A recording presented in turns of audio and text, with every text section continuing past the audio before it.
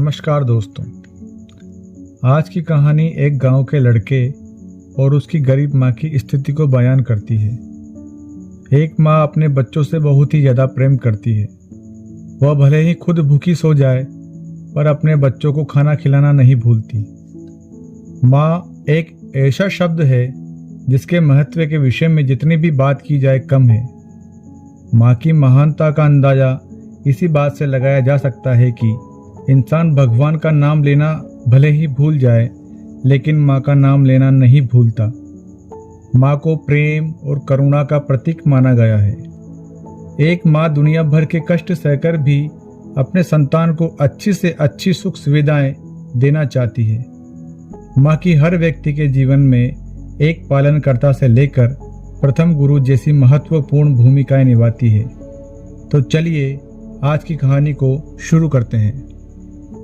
कहानी का शीर्षक है माँ की चप्पल। मेरी दुकान मेन मार्केट में बस स्टैंड के पास स्थित है। दीपावली का सीजन स्टार्ट हो गया था। आज सुबह से ही ग्राहकों का आना जाना शुरू हुआ तो शाम तक चलता रहा। अभी लगभग रात्रि के 8 बजे होंगे। मार्केट में दीपावली की वजह से रोशनी जगमगा रही थी। हर दुकान के बाहर डेकोरेशन वाली लाइट्स टिमटिमा रही थी। हल्की ठंडी हवा और नए कलर की हल्की हल्की महक आ रही थी। अभी भी मार्केट में लोगों की काफी भीड़ थी। अब जाके मेरी दुकान पर थोड़ी भीड़ कम हुई थी।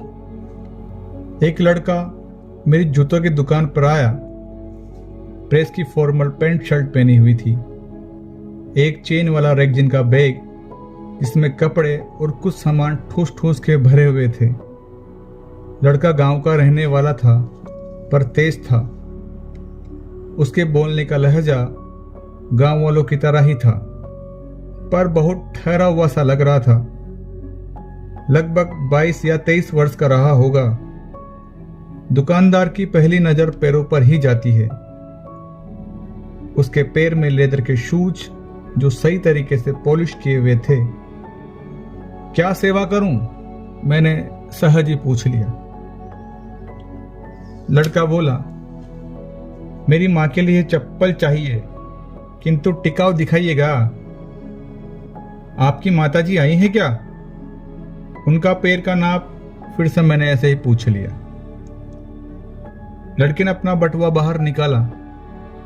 4 बार फोल्ड किया हुआ एक कागज जिस पर पेन से आउटलाइन बनाई हुई थी दोनों पैरों की, मेरे हाथ में थमा दिया और बोला, इसी नाप की दे दीजिएगा साहब। अरे मुझे तो नाप के लिए नंबर चाहिए था। मैंने ऐसी थोड़ी मुस्कान के साथ कहा। लड़का बोला, क्या नाप बताऊं साहेब? मेरी माँ की जिंदगी बीत गई, पैरों में कभी चप्पल नहीं पहनी। माँ मेरी मजदूर है ना। कांटे झाड़ी में भी जानवर जैसी मेहनत कर करके मुझे पढ़ाया लिखाया। पढ़कर अब नौकरी लगी है साहेब और आज पहली तनख्वाह मिली है। दीपावली पर घर जा रहा हूं। पहले से सोचता था पहली तनख्वाह मिलते ही मेरी माँ के लिए चप्पल ले आऊंगा। वो लड़का ऐसा बोला मानो कोई बांध फूट गया हो। मैंने अच्छी टिकाऊ चप्पल दिखाई जिनकी कीमत 800 रुपए लमसम थी। मैंने पूछा, 800 की है, चलेगी क्या? लड़के ने हाँ में सर हिलाकर जवाब दिया।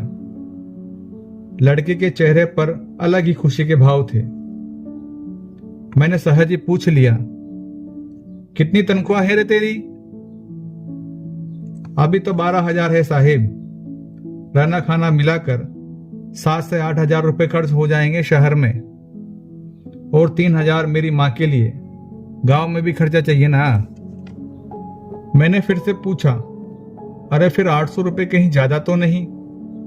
तो बात बीच में काटते हुए लड़का बोला, नहीं ठीक है साहिब, आप इसी चप्पल को दे दीजिएगा। मेरे बच्चे ने चप्पल का बॉक्स पैक कर दिया।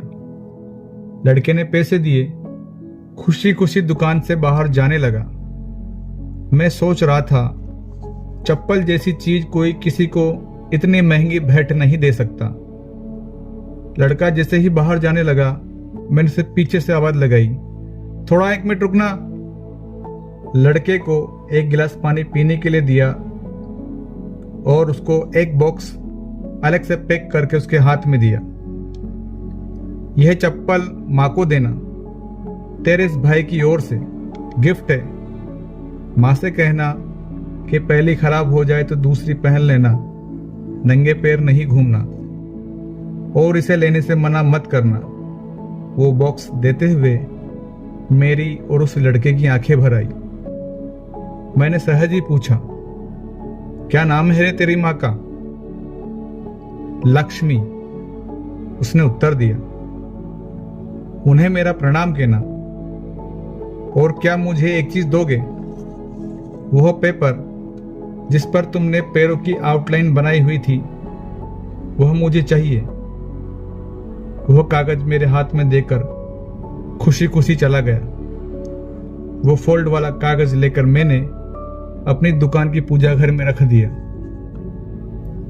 दुकान के पूजा घर में कागज को रखते हुए मेरे बच्चे ने देख लिया और उन्होंने पूछा कि ये क्या है पापा, आपने उस कागज को पूजा के स्थान में क्यों रख दिया? मैंने लंबी सांस ली और अपने बच्चों से बोला, लक्ष्मी जी के पगलिए हैं बेटा, एक सच्चे भक्त ने उसे बनाया है, इससे धंधे में बरकत आती है। बच्चे और मैंने और सभी ने मन से उन पैरों और उनके पूजने वाले बेटों को प्रणाम किया। माँ तो इस संसार में साक्षात परमात्मा है, बस हमारे देखने की दृष्टि और मन की सोच श्रद्धा पूर्ण होना चाहिए। आशा करता हूं मेरे प्यारे दर्शकों, आपको ये कहानी अच्छी लगी होगी। अगर ये कहानी आपको अच्छी लगी है तो इसे लाइक कीजिए, शेयर कीजिए और चैनल को सब्सक्राइब करके बेल आइकन को प्रेस कीजिए। इस कहानी के बारे में आपकी क्या राय है, आप कमेंट बॉक्स में जरूर बताइएगा। कहानी के अंत तक बने रहने के लिए आप सभी का बहुत बहुत धन्यवाद। जय हिंद, जय भारत।